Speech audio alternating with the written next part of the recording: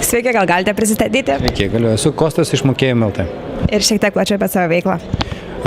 Mokėjimo LT yra įmokų surinkimo sistema, kuri dirba jau 9 metus ir šiuo metu turime elektroninių pinigų įstaigos licenciją, kuri leidžia konkuruoti su bankais įvairiose pinigų pervedimo paslaugose.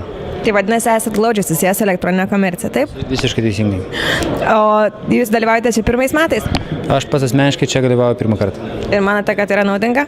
Iki šiol, kiek teko girdėti, manau, kad naudinga, labiausiai naudinga įmonėms, kurios prekiauja internete, joms tikrai yra daug vertingos ir svarbios informacijos. Mums kaip dirbantiems tai kiekvieną dieną daugelis dalykų yra žinoma, bet pasikartojimas jisai visą laiką padeda.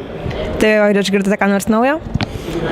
Manau, kad statistikos, apžvalgos, įžvalgos tai yra tai dalykai, kurie yra nauja dažniausiai mums išgirstama.